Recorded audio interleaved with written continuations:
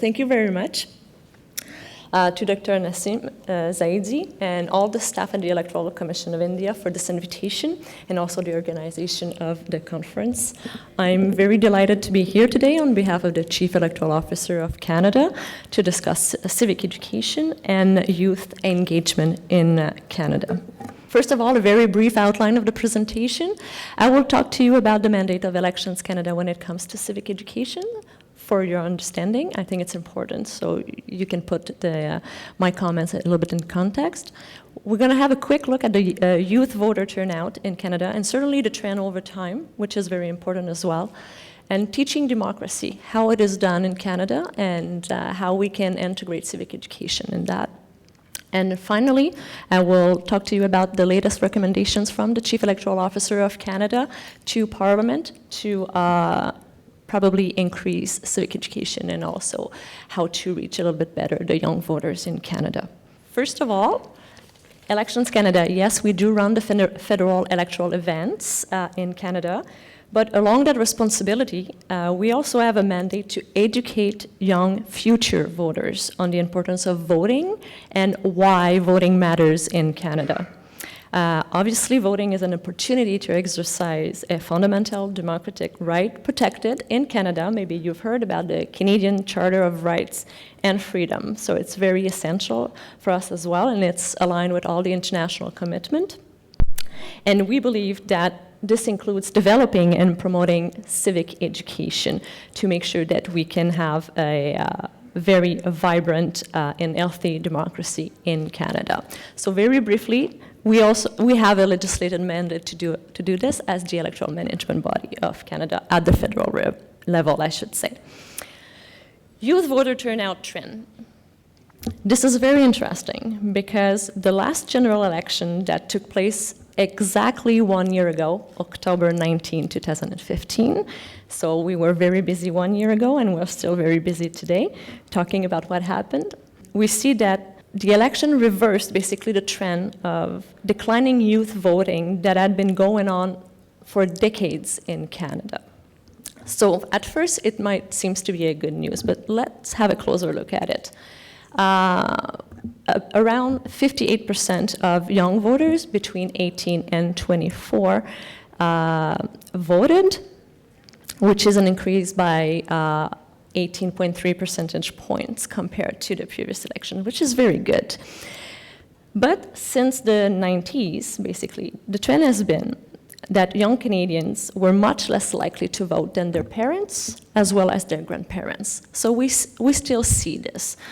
And one interesting fact also that we found when we do our post-election surveys after the electoral cycle, basically, is that the young voters were also less likely to take up the habit of voting later on in life. This is very important to understand. It means that if we cannot make sure that they are interested right from the beginning when they gain the right to vote, that it will become more and more difficult to reach them and to convince them to vote in the future. So hence the very importance of civic education. Yes, of course, young voters voted in a very large number, but they're still under about 10% points, the overall voter turnout that we saw during the last election. Some of my colleagues talked before, like in India, various reasons are given for not voting. We've identified two types of barriers, the motivational barriers for not voting, and we believe that a long-term concerted effort is needed to address these barriers. But as the electoral management body of Canada, we can work on the administrative barriers. What it means in Canada, first, registration. We don't have pre-registration right now, and we have good indication that this is a challenge for young voters. And also high mobility issues with young voters, which means that around the age of 18 and 20 and 24, you usually move out of your parents' place. And in Canada, not only you have to prove your identity to vote, you also have to prove your address. So it is challenging for young voters. So we're looking closely at these barriers as well. An interesting fact, so when we basically did our surveys among those who actually voted, 20% of them are more likely than non-voters to remember learning about government and politics in high school. We're talking about 20% difference. We believe that this is a significant difference. And how do we interpret this? Is that whatever you do to promote active citizenship, it is going to help create a generation of young people who are more likely to vote. So, very important. So how do we do this, now that we know that? First of all, let me explain to you a little bit of how it works in terms of education in Canada, very briefly. Canada is a federation, which means that technically the education mandate, is the exclusive jurisdiction of provinces in Canada. There's no federal department of education, and there is no integrated national system of education. So we have 13 jurisdictions, 10 provinces and 3 territories, and each of them, they have their own department and ministry responsible for the curriculums. The good news is that, you know, talking about Canada's democracy and political system is already part of the curriculum in all of these jurisdictions. So how do we approach this? Elections Canada has a multifaceted approach. Yes, of course, we work with provincial provincial education ministries and departments, as well as with provincial electoral management bodies. They usually have an easier and better access to the provincial education because of the federal provincial basically status, so it is interesting. But lately, we've been focusing our effort really on teachers. So we work with teachers directly. Teachers, they play a very important role in shaping young minds. But when we started talking to teachers, what we found out is that they are not confident in their own knowledge about Parliament and about the Canada democratic process. So they do not feel prepared to answer questions from the students. So we decided to really work on that aspect and to support teacher efficacy regarding civics by increasing their awareness of and participation in the Canada's democratic process. So for those of you who have been to the exhibition, maybe you've seen a couple of these images. Elections Canada has developed like classroom tools and a bunch of resources that are available to teachers. Simulation kits, student council election kit, and also a civic education program called Voting Rules here. And the good news for you, because I don't think I will have enough copies for the exhibition, you can upload all of these material online if you go to the Elections Canada website. So you can upload everything, and that might be a good way for you to have a closer look after the conference. One program in particular I would like to talk to you about, and it's very popular in Canada, it's called Student Vote. It is done during the electoral campaign, the electoral period, because obviously it offers a unique teachable moment to introduce students to democracy and voting. And what we do, basically Student Vote, it's a parallel action. It is run by Civics. Civics is an NGO dedicated to civic education for youth and of pre-voting age. So we work collaboratively with them. It's a very hands-on learning program that will give the students under the voting age an opportunity to experience the voting process firsthand and to build the habits of informed and engaged citizenship. They don't only vote and go through the actual process of casting a ballot, but they also study political platforms. They will research some issues that are of interest during the electoral campaign, and they have, most of the time, school-wide event.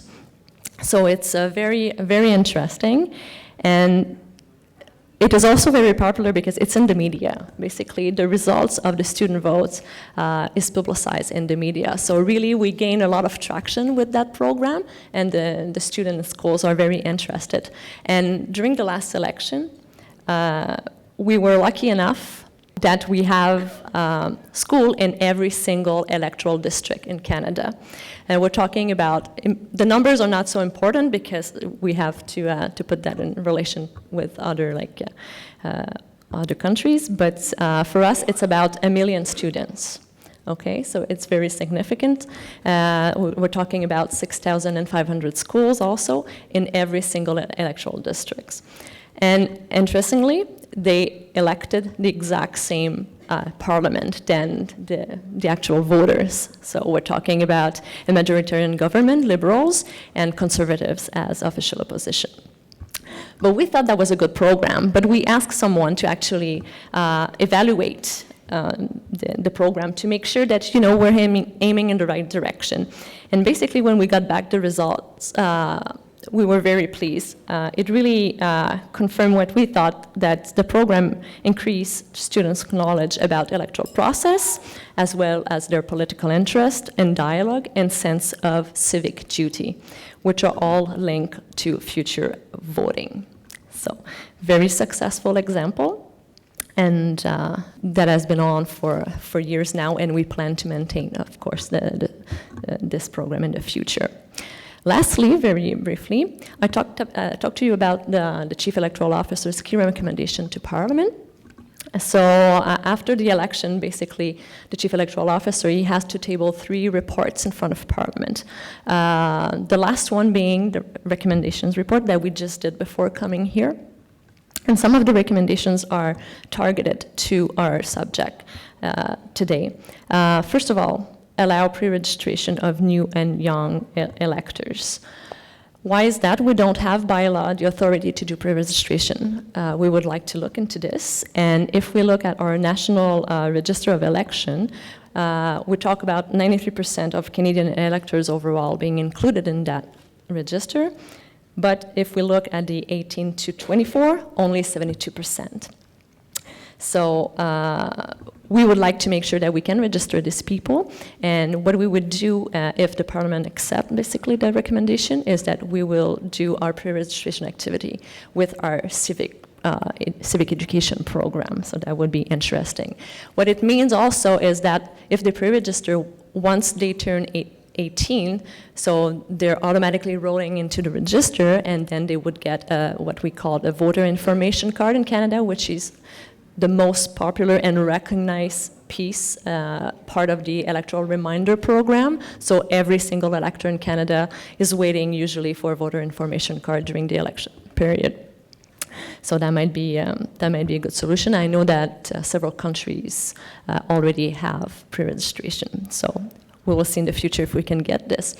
The second recommendation I would like to focus on is the one about basically having the permission to appoint persons under 18 years of age to work at poll workers or election officials. By law, it is very restricted right now, and most of the position, if not all of them, it's 18 years of age, unless under very special circumstances, and it has to be approved by the Chief Electoral Officer.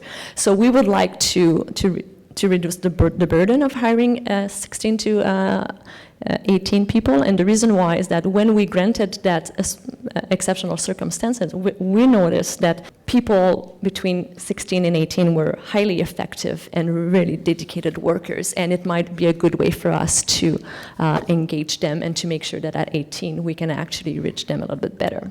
So very briefly, I might be running out of time. We're currently looking at the renewal of our civic education program. As I was saying, right now we're consulting with the teachers in Canada to better understand their needs. What would they need moving forward? What they would like us to do to be a little bit better. And we will also refine our effort to reach specific population groups more effectively, particularly students, who still remain among the least knowledgeable about the voting process in Canada. And in addition, some of you have talked about social media. During the last general election, we started using social media, and it was, initially we can say that it was a success, but we have to learn a little bit more about how we can better use these tools, better intelligence to make sure that we reach our younger electors as well. So this is what we're going to be working on moving forward, and if you have questions, I'll be around to answer all your questions. Again, on behalf of Mr. Méran, thank you very much.